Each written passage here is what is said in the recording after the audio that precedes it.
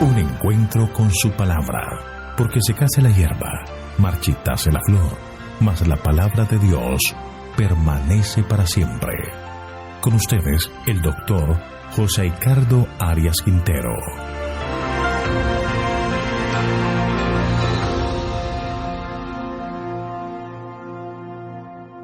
Vamos a estudiar Oseas capítulo 8. Reprensión de la idolatría de Israel. Te invito a orar. Padre nuestro que estás en el cielo, santificado y exaltado sea tu santo nombre. Gracias, Señor, por el pan de cada día. Gracias por perdonar nuestros pecados. Te pedimos en este momento, Señor, que tu gracia, tu bondad, tu misericordia sea sobre nosotros. Que al abrir tu palabra, el mensaje pueda llegar a nuestro corazón y transformar nuestra vida. Gracias, Padre, por responder a nuestras oraciones y gracias por escucharnos y bendecirnos, pues lo pedimos en el nombre de Jesús. Amén. La ley de la causa y el efecto. Todo lo que se siembra, se cosechará. Si siembras vientos, cosecharás torbellinos.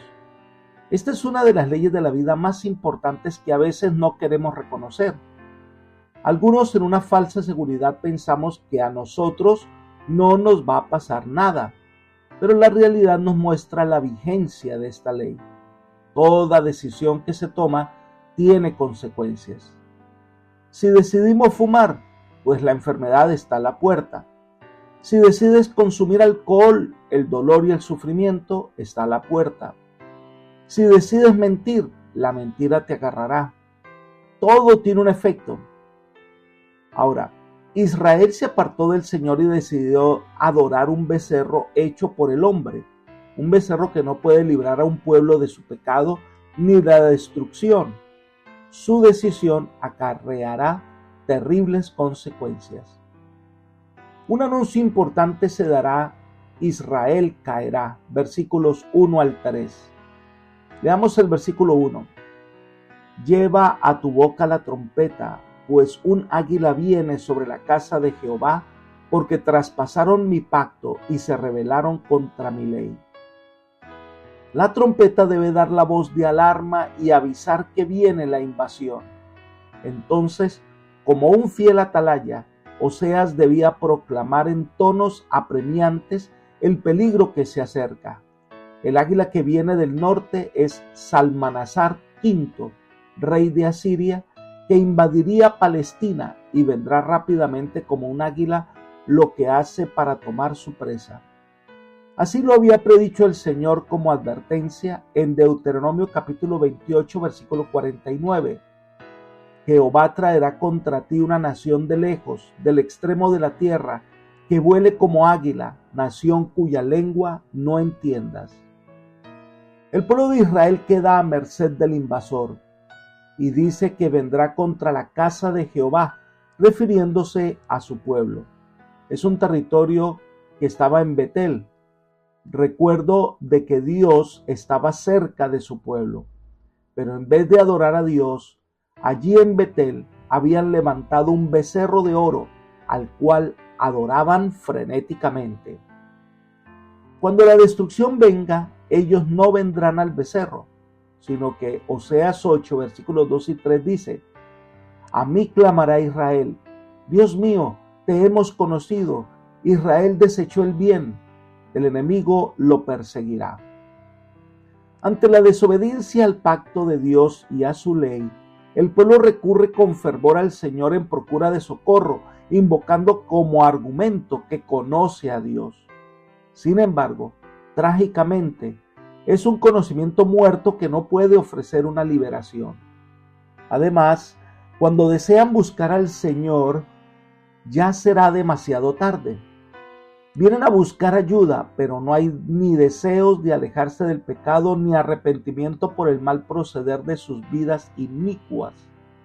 Dios contesta para dar la razón por la cual no puede hacer nada a favor de Israel. Este ha rechazado el bien, a su buen Dios, su buena ley y el pacto. todo lo bueno que Dios da a los que le obedecen.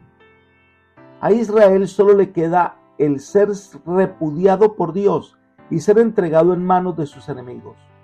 Este es siempre el proceder del Señor con todos los que solo buscan para pedirle salvación, pero no cumplen la voluntad de Dios ni las cosas que Él requiere para la salvación. La siguiente sección de este capítulo son los versículos 4 a 10. El Señor enumera las principales decisiones de Israel que traerán su ruina total. Miremos el versículo 4. Ellos establecieron reyes, pero no escogidos por mí. Constituyeron príncipes, mas yo no lo supe. De su plata y de su oro hicieron ídolos para sí, para ser ellos mismos destruidos.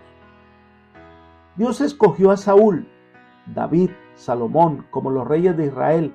Ellos se dividieron y conformaron una nueva nación y comenzaron a nombrar reyes que no eran fieles adoradores de Dios, inicuos que no seguían al Señor ni sus indicaciones. Así que se refiere a los usurpadores impíos que asesinaron a sus predecesores reales para poder apoderarse del trono. No fueron nombrados ni escogidos por Dios. Este pueblo desconoce la dirección divina, levanta reyes y príncipes que el Señor no conoce. Por tanto, este pueblo, mal gobernado, es llevado por el camino de la idolatría. El texto nos da otra razón por la cual Dios desecha a su pueblo. Dice, de su plata y de su oro hicieron ídolos para sí, para ser ellos mismos destruidos. De la riqueza que Dios le da a su pueblo, ellos en vez de reconocer la grandeza del verdadero Dios, se hicieron dioses de plata y oro y los adoraron. Esto es infatuación. Miremos los versículos 5 y 6. Tu becerro, Samaria, te hizo alejarte. Se encendió mi enojo contra ellos. ¿Cuándo alcanzaréis la purificación? Porque ese becerro es de Israel. Un artífice lo hizo. No es Dios, por lo que será deshecho en pedazos el becerro de Samaria. Se refiere entonces al becerro de oro que fue levantado en Betel como un gran monumento. Tenía la intención de impedir que el pueblo fuera a Jerusalén a adorar en el templo de Jehová. Pues allí está su Dios, el becerro. ¿Para qué ir a Judá? Y el Señor les recuerda que ese no es un Dios. No tiene poder, no escucha, no puede librarlos. Un Dios que surge de su imaginación. No pueden hacer nada por ellos. La insensatez máxima es considerar que un objeto que ha sido ideado y hecho por nosotros sea superior a nosotros. La idolatría hace que los hombres vayan en contra de un principio básico de la razón. Hacen el ídolo y sin embargo lo consideran como su Dios y al mismo tiempo abandonan a Dios que los creó y los sostiene.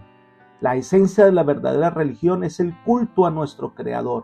La insensatez de la idolatría radica en el culto a lo que ha sido hecho por nuestras propias manos. Otra razón la podemos ver en el versículo 7. Porque sembraron vientos, segarán tempestades. No tendrán mies ni su espiga dará harina, y si la da, los extranjeros la comerán. La cosecha siempre es el resultado de la siembra.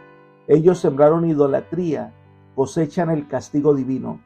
El viento simboliza lo inútil y vano de la conducta idólatra de Israel. El torbellino es la segura destrucción que vendrá sobre ellos. Algo que debemos considerar es que cualquier cosa o persona que se interponga entre Dios y nosotros se convierte en un ídolo y nos aparta del Creador, y los resultados serán terribles para nuestra vida.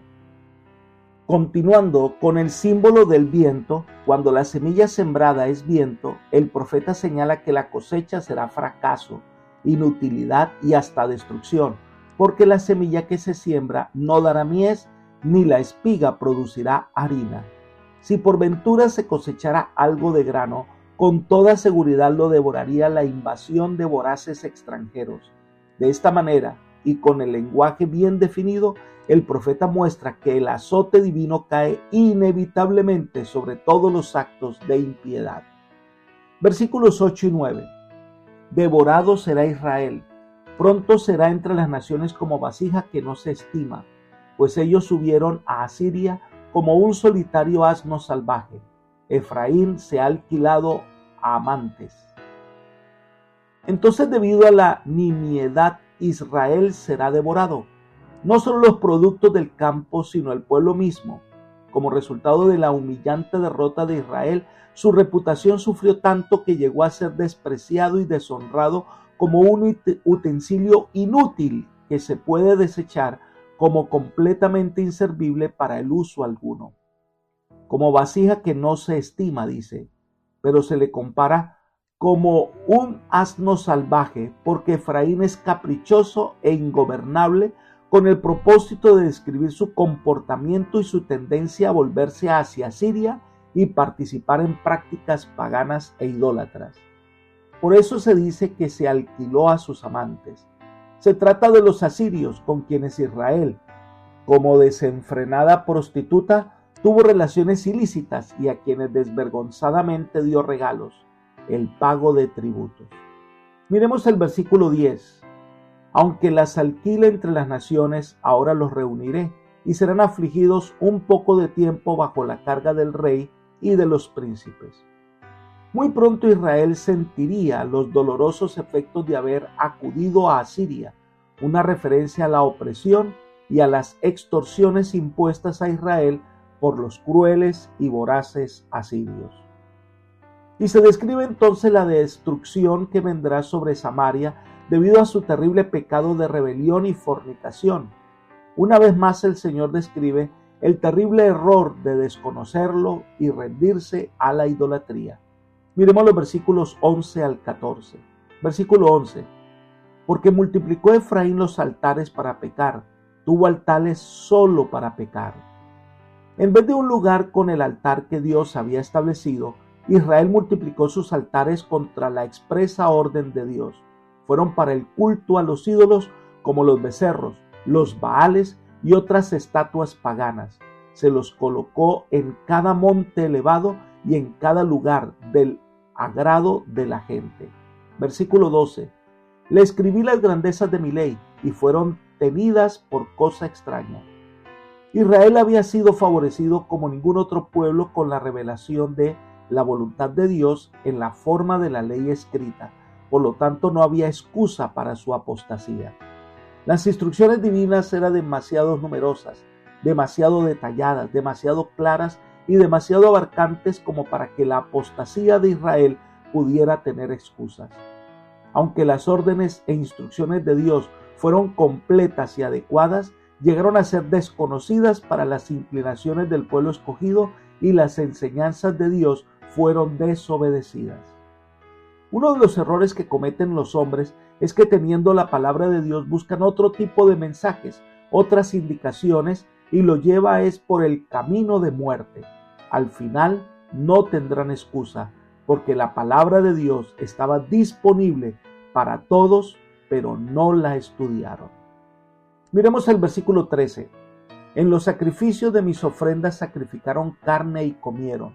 Jehová no los quiso aceptar. Ahora se acordará él de su iniquidad, castigará su pecado y tendrán que volver a Egipto. Los sacrificios que se ofrecían no eran aceptados por Dios, porque no eran presentados con el debido espíritu de consagración. La paciencia de Dios había llegado a su máximo límite debido a la completa maldad de Israel. El tiempo de su castigo estaba a las puertas. El Dios que había liberado a sus padres del yugo de Egipto ahora haría que sus hijos padecieran una suerte similar o peor que la que sufrieron en aquel país. Esto no quiere decir que habría un regreso literal a Egipto. Egipto se usa solo como un símbolo de cautiverio. Y terminamos esta exhortación con el versículo 14. Olvidó pues Israel a su hacedor y edificó templos. Judá multiplicó sus ciudades fortificadas, mas yo mandaré a sus ciudades fuego que consumirá sus palacios. Oseas rastrea la pecaminosidad de Israel y sus funestas consecuencias hasta su misma fuente. Se habían olvidado de Dios. Este olvido para con el Señor lo llevó a la idolatría y a la construcción de templos paganos. Ahora, ese espíritu de rebeldía se extendía también en Judá, y el Señor entonces mandará fuego para consumir sus palacios. Esta predicción se cumplió cuando Sennacherib tomó las ciudades fortificadas de Judá y también más tarde cuando Nabucodonosor conquistó Jerusalén y la incendió. Apreciados amigos y hermanos, el pueblo de Israel y todos nosotros debemos nuestra existencia al Dios eterno. Desconocerlo como el creador y hacedor de nuestras vidas es un tremendo error, porque si Dios no está en el corazón, si a Él no lo reconocemos como nuestro hacedor, ¿qué está en su lugar? Y eso es lo que nos lleva a la corrupción. Una vida alejada de Dios nunca dará como resultado paz y estabilidad. Por el contrario, lo único que se cosechará es insatisfacción y un profundo sentimiento de no encontrarle sentido a la vida. Solo Cristo puede saciar nuestra sed. Solo Él tiene la medicina que necesitamos. Por eso la invitación es acudir a Jesús, aceptar su gracia, su perdón, la salvación y adorarle con todo el corazón. Que el Señor hoy te bendiga y te guarde y te guíe por sendas de paz. Es mi oración por ti. Amén.